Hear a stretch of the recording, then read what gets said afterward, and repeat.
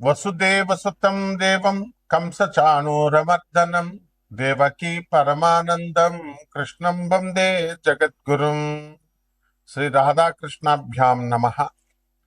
హ్రీంకారాసనగద్భితా నలసికాం సౌహ క్లీం కళాంభిప్రతిం సౌవర్ణాంబరధారిణీం వరసుధాధౌతాం త్రినేత్రోజ్వలాం వందే పుస్తకపాశమంకుశధరాం స్రగ్భూషితాముజ్వలాం త్వాం గౌరీం త్రిపురాం పరాత్పరకలాం శ్రీచక్ర సంచారిణీం.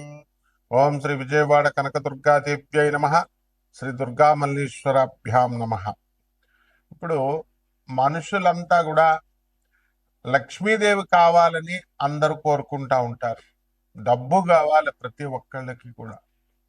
ధనమూలం ఇదం జగత్ అన్నారు. డబ్బులు లేకపోతే అడుగు తీసి అడుగు ముందుకు వేయలేము. ఆర్టీసీ బస్ ఎక్కాలన్నా ట్రైన్ ఎక్కాలన్నా డబ్బులు లేదే కుదరదు. పాల బిల్లు, కరెంటు బిల్లు, రోడ్డు మీద నడవడానికి ట్యాక్స్, ఇంట్లో ఉండడానికి ప్రాపర్టీ ట్యాక్స్, ఇలా ఏది చూసినా సరే డబ్బులతోనే ముడిపడి ఉంది. ఆఖరికి భార్యను పెళ్లి చేసుకునేటప్పుడు కట్నాలు ఇచ్చి చేసుకోవాల్సి వస్తుంది. కట్నాలు తీసుకుంటున్నారా లేదా? మరి ఉదారంగా భార్యలు పాపం వాళ్ళకి ఏదో ఫేవర్ చేసినట్టు మగవాళ్ళు బిల్డప్ ఇవ్వకూడదు, కట్నాలు తీసుకుంటున్నారు. కాబట్టి అడుగునా కూడా ఇంకా న్యాచురల్ ప్రేమ ఎక్కడ ఉంది కట్నం తీసుకున్నప్పుడు? కాబట్టి ఈ విధంగా ప్రతి సంఘటనలో బిడ్డలు కూడా వాళ్ళ చదువుల కోసం బిడ్డల తల్లిదండ్రుల దగ్గర వాళ్ళు వింటూ ఉంటారు. ఆ తర్వాత ఇంటర్ డిగ్రీ అయిపోయిన తర్వాత అప్పుడు చూడండి, ఇంటర్ పెళ్ళైన తర్వాత మిమ్మల్ని చూస్తారా లేదా, ఓల్డ్ ఏజ్ హోముల్లో నిర్దాక్షిణ్యంగా జాయిన్ చేసేసేటటువంటి వాళ్ళ ఎక్కువ మంది అయిపోయారు. సో దీన్ని బట్టి మనకేం కావాలండి? ధనం కావాలి. ధనం కావాలంటే అదృష్టం పట్టాలి. అదృష్టం పట్టాలంటే మన కర్మలు కరెక్ట్ గా ఉండాలి. బుద్ధి కర్మానుసారిని పూర్వజన్మ కర్మలను బట్టి మనకు సంపదిస్తుంది. అందువల్ల నేను మీకు ఒక 5 లక్షణాలు చెప్తాను డబ్బు వచ్చేటటువంటి విధానంలో. లక్ష్మీదేవి మనకి కర్మలను బట్టే ఇస్తుంది. కానీ జగద్గురువైనటువంటి శ్రీకృష్ణ పరమాత్మల వారు కుచేలుణ్ణి ఎలాగా, అతను గర్భ దరిద్రుడు, రాధాదేవి శాపానికి గురైనటువంటి వ్యక్తి, వాడు రాధాదేవికి శాపం పెట్టడం ఏంటి? మనల్ని ఉత్తరించడం కోసం సుధాముడు శ్రీకృష్ణ పరమాత్మ పుట్టాలి కాబట్టి రాధాదేవికి శాపం పెట్టేలాగా శ్రీకృష్ణ పరమాత్మ చేయించాడు లీల. ఎందువలన? భూమి మీదకి మనము పరమాత్మ రావాలి, మనుషులను ఉద్ధరించాలని. లేకపోతే మనకు బృందావనంలో కృష్ణుడు రాధమ్మ దొరికేవాళ్లే కాదు, ఎప్పుడు దేవలోకంలోనే ఉంటారు, వాళ్ళు గోలోకంలోనే.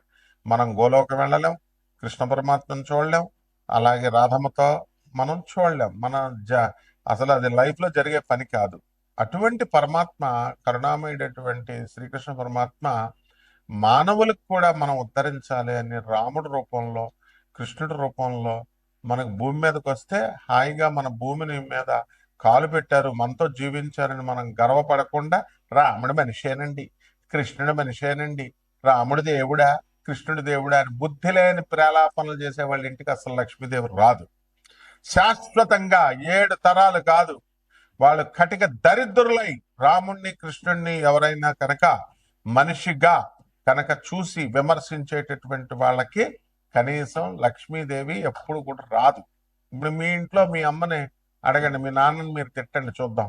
ఎవరైనా బయట వాళ్ళు వచ్చి భర్తను తిడితే భార్య ఊరుకుంటుందేమో? ఎట్టి పరిస్థితులు ఇవ్వదు. కాబట్టి మీరేమో రాముడిని మనిషి అనొచ్చు, కృష్ణుడిని మనిషి అనొచ్చు, రాముడి దేవుడు కాదండి సొల్లు కబుర్లు చెప్పేయచ్చు మీరు, కానీ లక్ష్మీదేవి మాత్రం మీకు డబ్బులు ఇచ్చేయాల.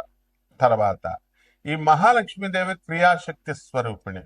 పని చేయకుండా సోఫాల్లో పడుకొని, పని చేయకుండా దుప్పటి కప్పుకొని పడుకునేటటువంటి వాళ్ళకి లక్ష్మీదేవి ఎందుకు వస్తుంది? రెండవ రకం, పూజలు చేస్తూ కూర్చుంటూ లక్ష్మీదేవి వచ్చేయాలా? మూర్ఖపు ఛాందస్తాలు ఉన్నటువంటి వాళ్ళ దగ్గరికి రాదు. ఛాదస్థం అనేది నెగిటివ్ ఎనర్జీ, మిమ్మల్ని అడుగు తీసి అడుగు ముందుకు వెళ్ళనివ్వదు. మీరు ప్రపంచంలో ఏ పంతులు గారినైనా తీసుకోండి, ఏ సిద్ధాంతినైనా తీసుకోండి, ఒక్క నన్ను తప్ప. మనం పాజిటివ్ చెప్తాం, పదవండి అమ్మ చేయండి అని.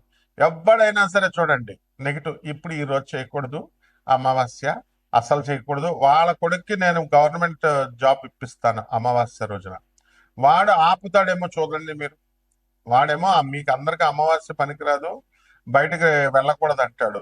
మేము గవర్నమెంట్ ఇంటర్వ్యూ పెడతాం ఆ రోజు, ఐఏఎస్ ఇంటర్వ్యూ పెడతాం. పెడితే పంతులు గారు తన కొడుకును పంపుతాడా పంపడా ఒకటే చెప్పండి. పంపిస్తాడు. అంటే అప్పుడు అతనికి అన్వయించబడవు. మీకేమో మైలు సంవత్సరం ఉంటుంది, మీరు అసలు వెళ్ళకూడదు అంటారు. గుళ్ళో గర్భగుడుల్లో పనిచేసేటటువంటి పూజారి సంవత్సరం పాటు వాడు కనుక దేవతలకి దేవుళ్ళకి కనుక గుడికి పూజ చేయకపోతే వాడికి పొట్ట పోషణ ఎక్కడి నుంచి వస్తుందండి చెప్పండి. 1 ఇయర్ మన మైలు ఎందుకు లేదు అంటే బ్రాహ్మణులకు మైలు లేదంటారు. ఇది బ్రాహ్మణులకు ఒక రూల్, అగ్ని బ్రాహ్మణుడు ముట్టుకుంటే కాలదో శూద్రుడు ముట్టుకుంటే కాలుతుందా? ఇలాంటి నాన్ సెన్స్ అన్ని ఆ నెగిటివిటీ ఉన్నటువంటి పంతులతో, నెగిటివిటీ ఉన్న జ్యోతిష్కులతో తిరిగితే గర్భదరిద్రులు అయిపోతారు 7 జన్మల వరకు. వాళ్ళ వీడియోలు విన్నా కూడా గర్భదరిద్రులు అయిపోతారు. నెగిటివ్ ఎనర్జీ ఎలా వస్తుందంటే, కంపు వస్తుంది అనుకోండి, పెంట కంపు, ఆ పెంట మీద వాసన ఆ చుట్టుపక్కల 1 కిలోమీటర్ దూరం వరకు వస్తుంది. అదే నెగిటివ్ ఎనర్జీ. ఆ వాసన ఎలాగైతే వస్తుందో అలా నెగిటివ్ పర్సన్స్ తో మనం తిరిగినప్పుడు ఆ నెగిటివ్ ఎనర్జీ స్ప్రెడ్ అవుతుంది. వాసన కూడా స్ప్రెడ్ ఎనర్జీ. కాబట్టి ఈ రకంగా మనకు మహాలక్ష్మి తల్లి వచ్చేటప్పుడు కొన్ని చిహ్నాలు ఇస్తుందండి. తెల్ల పావురాయిని పనికిరాదు, అవి రాకూడదు అని చెప్తున్నారు కదా. తెల్ల పావురాయిల, అలాగే ఈ పిచ్చుకలు, పక్షులు, నేచర్ లో ఉన్నటువంటి పక్షులు ఇవన్నీ కూడా మన ఇంటి గోళ్ల చుట్టూ తిరుగుతూ తెల్లవారు మనం తలుపు తీయగానే ఆ తలుపుల దగ్గర చక్కగా గింజలు తింటూ ఆ అక్కడ ఉంటున్నాయనుకోండి ఉడతలు, ఇవన్నీ కూడా మన చెట్టు మీద, మన ఇంటి ముందు చెట్ల మీద అవి ఉడతలు వెళ్తున్నాయి అనుకోండి, లక్ష్మీదేవి త్వరలో మనకు రాబోతుంది అని అర్థం. రెండవది, తేనెటీగలు, అంటే చిన్నటి తేనె తీగలు కనుక మనకి పట్టినట్లయితే మన ఇంట్లో ఖచ్చితంగా మహాలక్ష్మీదేవి రాబోతుంది అని అర్థం. మిథున రాశి, ఈ మిథున రాశి వారికి అందరికీ కూడా అదృష్ట లక్ష్మి పట్టబోతోంది.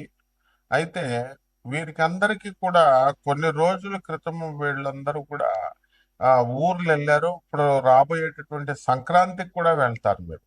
అక్కడ మీకు మహాలక్ష్మి తల్లి యొక్క కరుణా కటాక్షం మీకు దొరుకుతుంది.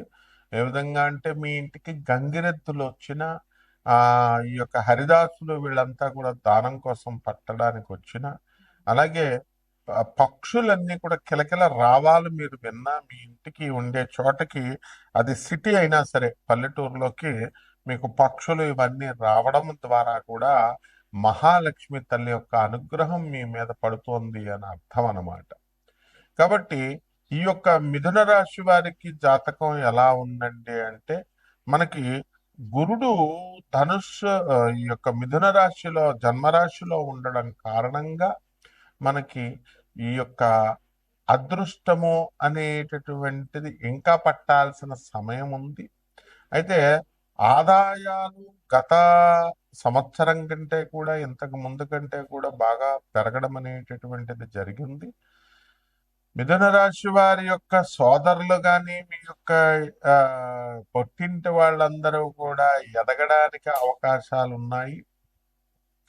అలాగే ఈ మిథున రాశి వారికి మనము అనుకున్న పనులన్నీ కూడా అనుకున్నట్లుగా అవుతున్నాయి. గృహ నిర్మాణాలు అవన్నీ కూడా చేస్తున్నారు. మీ భర్త యొక్క ఫ్రెండ్స్ తో కలిసి మీరు ఇల్లులు కొని, పార్ట్నర్షిప్ గా కొని ఇల్లు కట్టుకోవడము, చేయడము ఇవన్నీ జరుగుతున్నాయి. అయితే ఫ్యూచర్ లో అటువంటి చేసినటువంటి వాళ్ళు ఖచ్చితంగా గొడవలు పడడానికి అవకాశాలు అధికంగా కనబడుతున్నాయి. అయితే మంచి వాళ్ళతో స్నేహము లేకుండా చెడ్డ వాళ్ళతో స్నేహం చేసేటటువంటి విధంగా కొంతమంది మిథున రాశి వాళ్ళు అట్రాక్ట్ అవ్వడానికి అవకాశాలు ఉన్నాయి. కాబట్టి ఇది మీ యొక్క విజ్ఞతను బట్టి, మీ యొక్క గురుబలాన్ని బట్టి మీరు చెడ్డ వాళ్ళతో తిరగకుండా మంచి వాళ్ళతో అటాచ్ అయి ఉండడం అనేటటువంటిది జరుగుతుంది. అయితే జ్యోతిష్యము, ఈ యొక్క అకల్ట్ సైన్సెస్, మిస్టిక్ సైన్సెస్, మంత్రశాస్త్రము వీటి మీద ఆసక్తి గత కాలంలో ఉండేది. ఇప్పుడు మిథున రాశి వాళ్ళకి కొంచెం అది తగ్గిపోతుంది అనమాట. అయితే 2 జూన్ 2026 సంవత్సరం తర్వాత మీరందరికీ కూడా మంత్రశాస్త్రం మీద మక్కువ అనేటటువంటిది పెరుగుతుంది. ఆదాయాలు కూడా బాగా పెరుగుతాయి. కాబట్టి మహాలక్ష్మి తల్లి యొక్క అనుగ్రహం రాబోతుంది. అలాగే వ్యాపారాల దగ్గరకు వచ్చేసరికి ఈ యొక్క వ్యాపారాలు మనకి తౌడు వ్యాపారము, రైస్ ఇలాంటి అన్ని కూడా సాఫ్ట్వేర్ కంపెనీలు, బజాజ్ ఎలక్ట్రానిక్స్ ఇలాంటి వ్యాపారాలన్నీ కూడా మంచి లాభాలను ఇస్తాయి. హాస్టల్స్, ఈ యొక్క ఫుడ్, హోటళ్ళు ఇలాంటి అన్నీ కూడా మీరు మంచిగా లాభాలను ఇస్తాయి. గతంలో మనం హాస్టల్స్ పెట్టి మానేసినటువంటి వాళ్ళు మళ్ళీ ఇప్పుడు హాస్టళ్ళు మళ్ళీ పెట్టడము ఇలాంటివన్నీ కూడా జరుగుతాయి అన్నమాట. కాబట్టి పరిహారాల దగ్గరకు వచ్చేసరికి మనకి ఈ యొక్క మిథున రాశి వారికి అందరూ కూడా గురు జపం చేసుకోవాలా, గురు స్తోత్రాలు చదువుకోవాలా, గురువుకి కిలోంపావు శనగల్ని పసుపు రంగు వస్త్రాలనిచ్చి పేద బ్రాహ్మణులకి గురువారం నాడు ఉదయం 6 గంటలకి దానం చేసుకోవాలా. అలాగే దశమహావిద్యల్లో ఒకటైనటువంటి తారా అమ్మవారి యొక్క హోమాన్ని మీరు మీ ఇళ్లలో చేసుకోవడము, మంత్రజపం చేసుకోవడము, పేదలకి, అనాథలకి, వికలాంగులకి, సాధువులకి దాన ధర్మాలు చేసుకోవడం ద్వారా ఈ రాశి వారికి అందరికీ కూడా మహాలక్ష్మీదేవి 7 తరాల పాటు మీకు శాశ్వతమైనటువంటి ఐశ్వర్యాన్ని కల్పిస్తుంది. శుభమస్తు.